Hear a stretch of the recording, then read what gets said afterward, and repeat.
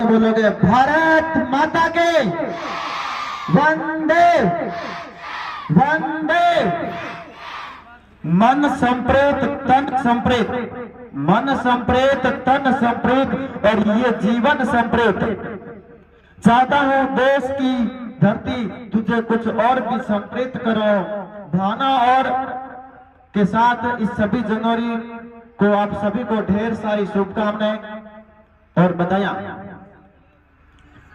अब समय को देखते हुए मैं ज्यादा तो समय नहीं लूंगा, लेकिन एक बात मैं सभी को कहना चाहता हूं कि जो ये युग है शिक्षा का युग है,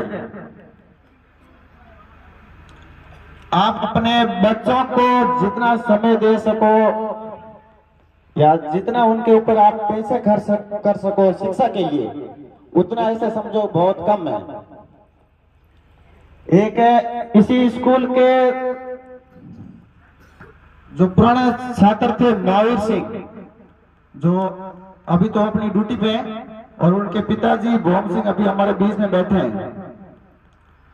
तो जब ये बच्चों को पढ़ाते थे ना, तब लोग तो ये बोलते थे कि बस पैसे खर्च कर रहे हैं, महावीर सिंह तो बाहर बैठा है बीकानेर में, कुछ नहीं कर रहा है, पढ़ता नहीं है, ऐसे ही घूमता है इधर उधर।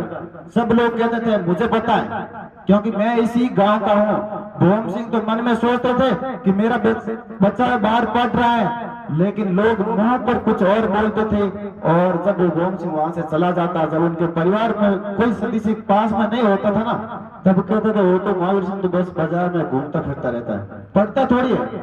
और जब रिजल्ट आया, जब उसकी नौकरी लगी, तब सब कहने लगे भोम सिंह हमें तो पता था, हमें तो पता था कि आपका बच्चा नौकरी 100 में से 100% लगेगा, 100 में से 100% लगेगा। क्यों भाई? पहले तो आप कहते थे कि सब ये तो पैसे खर्च कर रहा है भोम सिंह अपने बच्चे पर, और बाद में जब वो सक्सेस हो गया तब आप सब भोम सिंह के साथ में हो गए। तो आप जितने भी बैठे लोग, उनको मैं कहना चाहता हूं, दुनिया चाहे आपके बारे में कुछ भी कहे, लेकिन आप ज्यादा से ज्यादा फोकस अपने बच्चे पर करें। मैं महावीर सिंह के बारे में एक छोटी सी 2 लाइनें लिख कर लाया हूं। मैं हूं फौजी थोड़ा हूं मनमौजी, मैं हूं फौजी थोड़ा हूं मनमौजी, मेरी नौकरी का नाम है फौज और जिक्र में घनी है मौज, मेरी नौकरी का नाम है फौज, जिक्र में घनी है मौज। छोटे करवा देते हैं बाल, छोटे करवा देते हैं बाल, और मिलती है हमें रोज दाल, मिलती है हमें रोज दाल। वो बॉर्डर की ड्यूटी जिसमें बहुत कम मिलती है छुट्टी, वो बॉर्डर की ड्यूटी जिसमें कम मिलती है छुट्टी, वो लोग होते हैं मनमौजी, वो लोग होते हैं मनमौजी, जिनके घरों में पैदा होते हैं फौजी, जिनके घरों में पैदा होते हैं फौजी।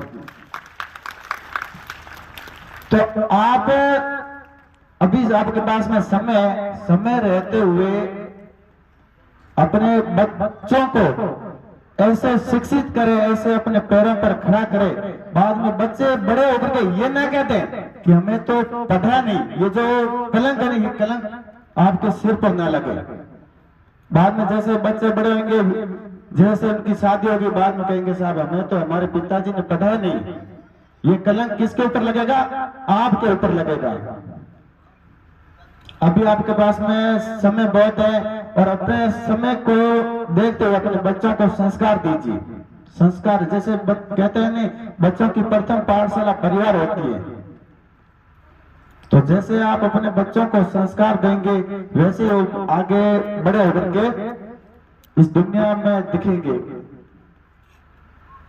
एक छोटी सी कहानी मैं आपको कहानी के माध्यम से बताता हूं कि एक राजा था, राजा के दरबार के अंदर एक राजा था, राजा के दरबार के अंदर कोई प्रोग्राम चल रहा था।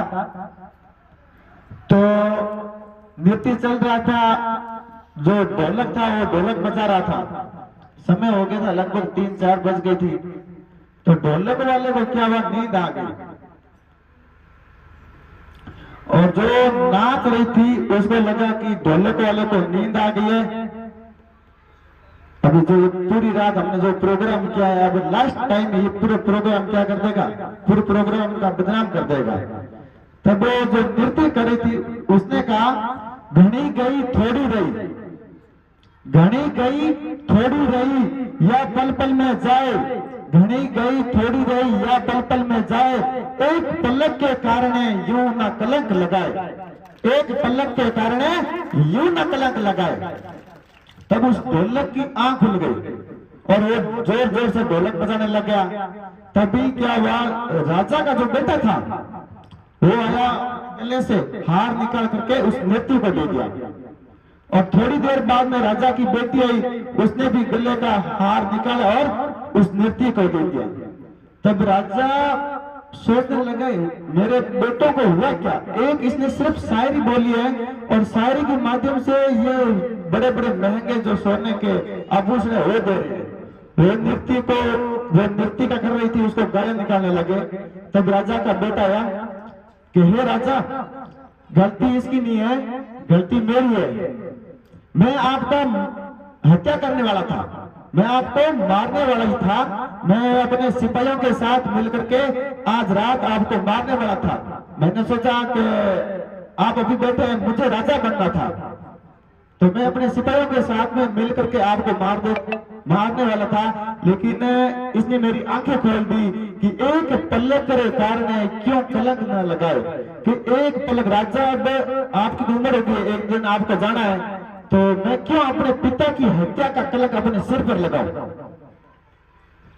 उसके बाद बेटी आई, बेटी ने भी कहा कि राजा के इसकी गलती नहीं है, गलती तो मेरी है। मैं अब दूसरे राज्य का जो राजा था उसके कुंवर के साथ में शादी करने वाली थी, लेकिन